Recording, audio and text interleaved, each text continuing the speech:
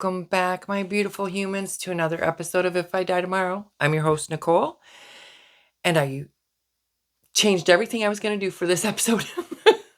I had a different episode in mind that we were going to discuss. Then something hit me this week.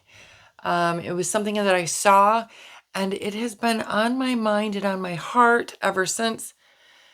And when it gets to that point, if I don't say it, if I don't acknowledge it, it's going to drive me absolutely bonkers.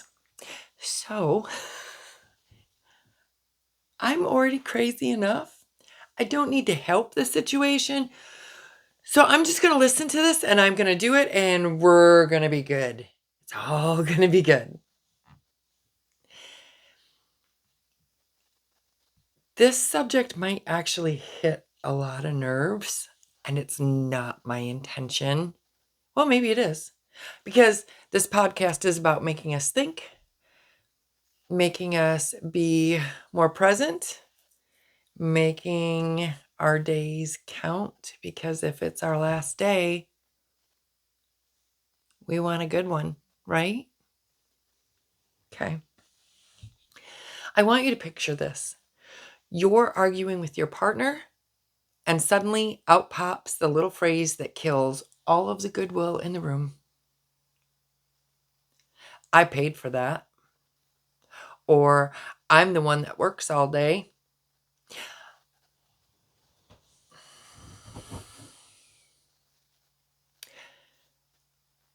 I don't know if you and your partner have ever had this conversation, but I think most of us, we've all been there. Maybe we don't say it out loud sometimes, but somewhere in our heads, we are running a highly detailed, deeply flawed accounting system. We're keeping score and we're playing the mine game. This isn't just about money, it's about control, effort, and whose contribution is deemed more valuable. If tomorrow is not guaranteed, which it's not, is this really how we want to spend our precious time together, acting like highly competitive roommates? I didn't think so. And plus, once you start doing this, holy crap, can it build a wall between you guys, emotionally, intimacy wise, both emotional and physical intimacy. It can start to build resentment, and all for what? Seriously, what does this ledger, this scorekeeping actually do? Besides tell us that we seriously need to rethink things. Today, we are actually talking about the toxic mine mentality in relationships. Because the whole mine mentality and other things is a whole nother beast. I'm not going there today. We can go there someday, but I'm not going there today. This is where we assign a dollar value or a perceived unit of labor to our contributions and use it as emotional leverage. Yeah. I'm saying the quiet parts out loud. I've done it. I don't think there's anybody who hasn't actually done it in one form or another. And I'm not saying that one form or another isn't just as bad, but I'm calling it out. And by calling it out, I want us to acknowledge it. When we do these things, it turns our partnership into a transaction. Look, the moment you pull out the relationship scoreboard, you've already lost. You cannot assign a fair numerical value to the invisible work. How many points do you give for holding a crying child at 3 a.m.? For remembering a birthday? For simply listening when the other person needs to vent? Or when somebody is putting in an extra 10 hours of overtime?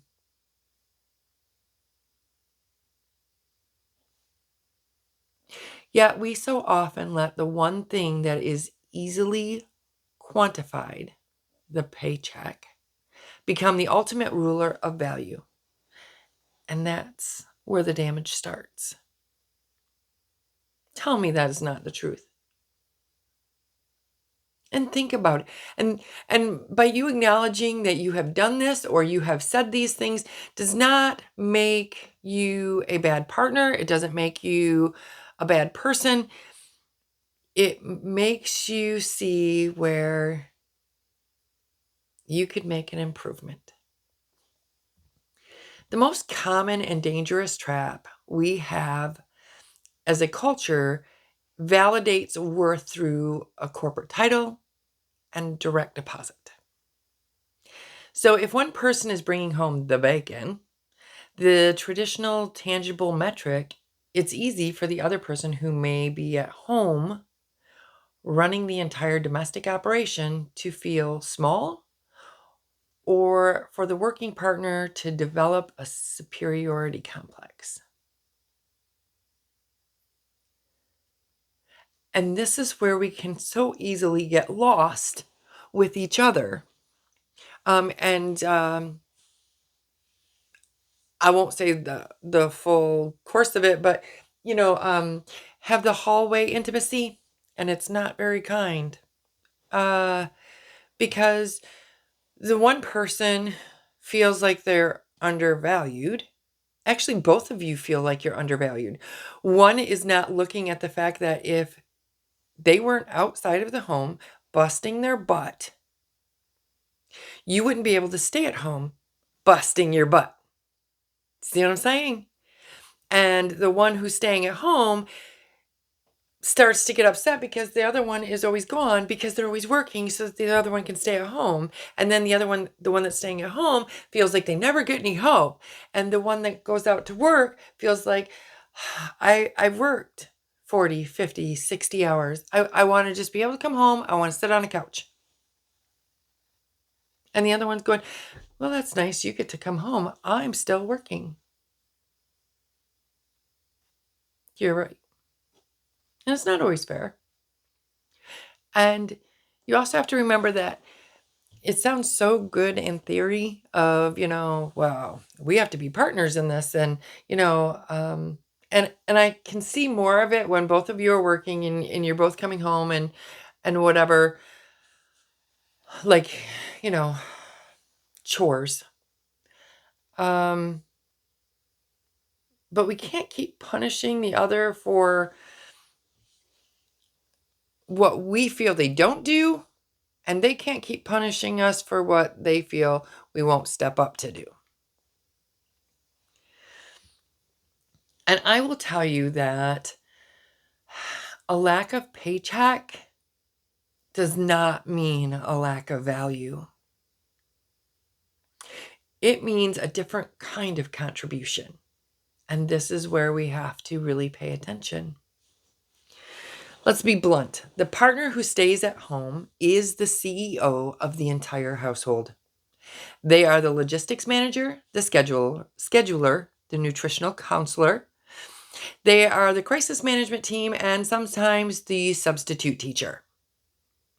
The only reason the working partner can go out, focus, and earn that money is because the other partner is handling 100% of the life on the home front.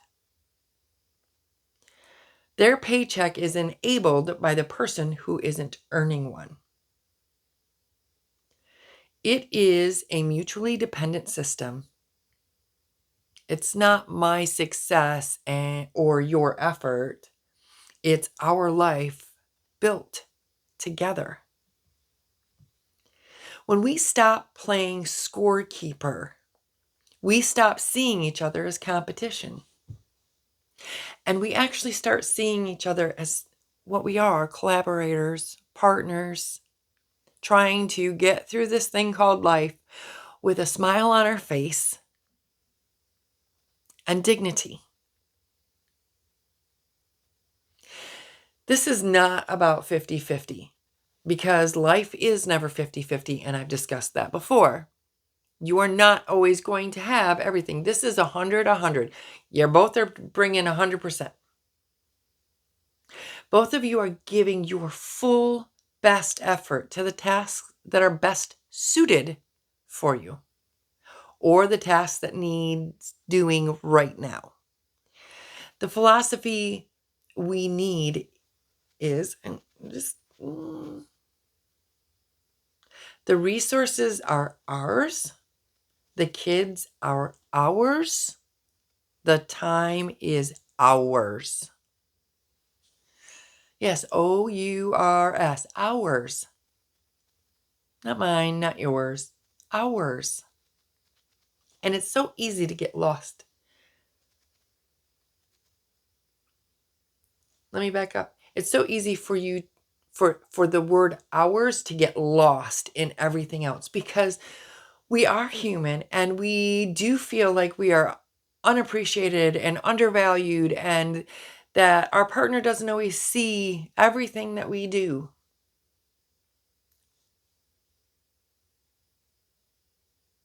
And guess what?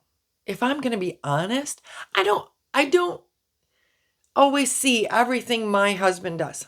And he does a lot. Doesn't mean I don't value it, but I'm not his competition. I'm his wife.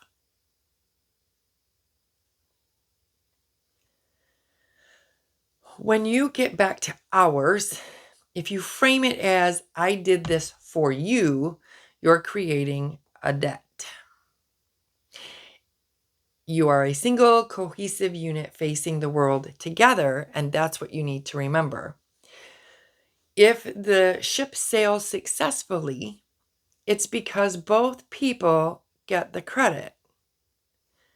The person charting the course and the person maintaining the sails. We need to be grateful for what the other person handles, not resentful of what they don't. It's really easy to pick apart what they don't do than what they do. And we're all guilty of it. And I don't want, if today was my last day, for me to be keeping some petty, crappy scorecard. I just don't. I don't think you do either. Again, life is so short. And yes, I know there are some really, really, really long days. But the years are so short.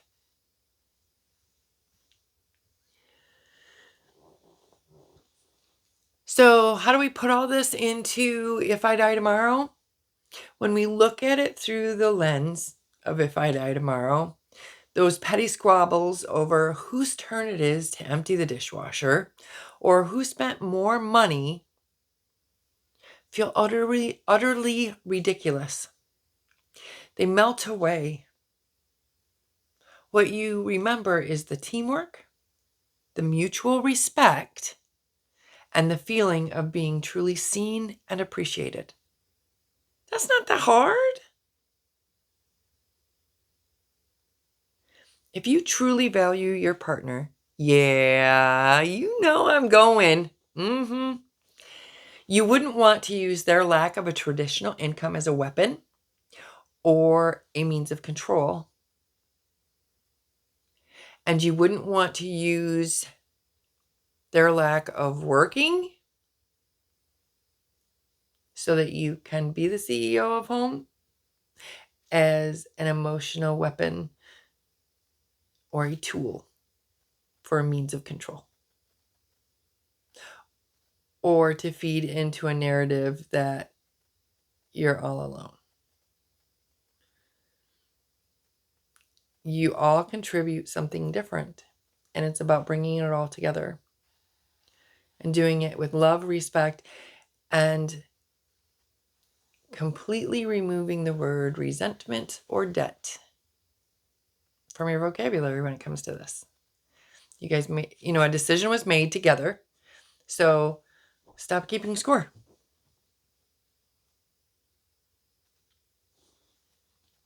Once you can do this,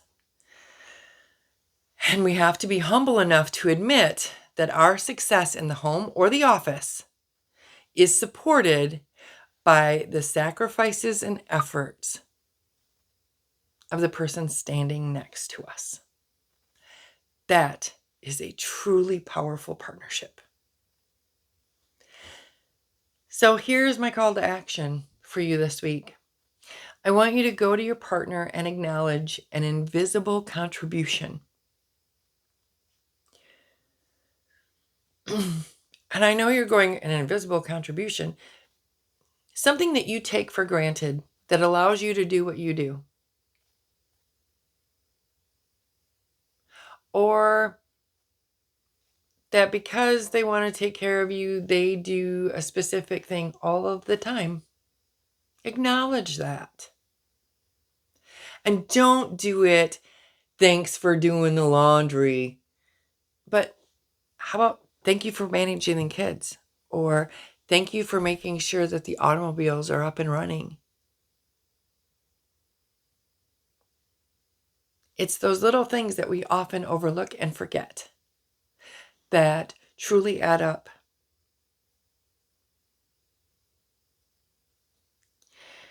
It will create a mental space that allows both of you to open up to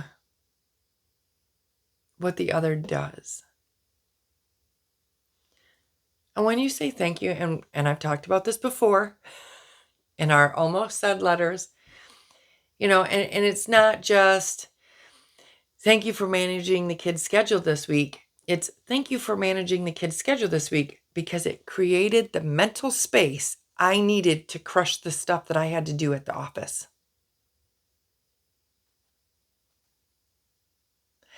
And when you put in what it helped do, it solidifies for the other person that their contribution is valued. No one should have to wonder about their value.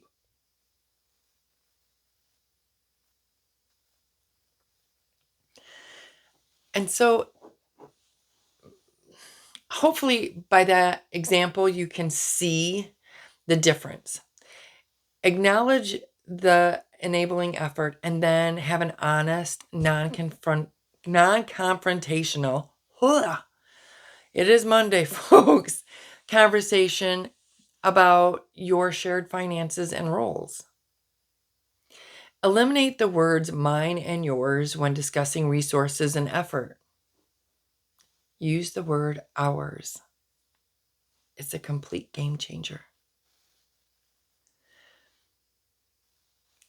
I hope that something resonated with one of you. I hope maybe this could set a different course.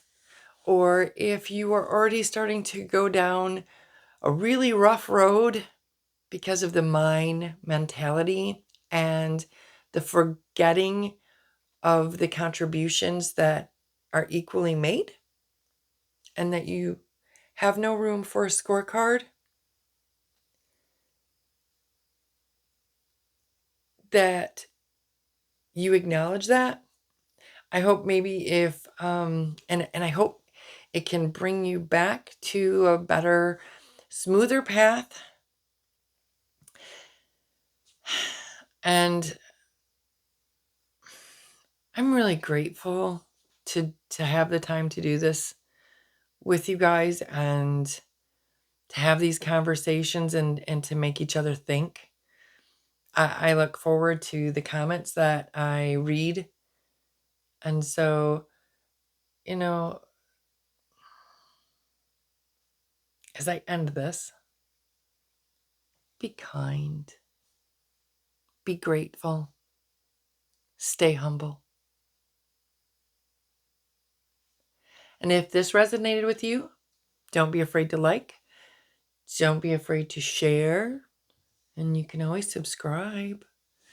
I'm on TikTok and I'm on Amazon Music. I'm also on Spotify and, of course, YouTube. Instagram. Don't be afraid to follow any of my socials. I have all of them listed below. And I can't wait until we talk next week. Bye.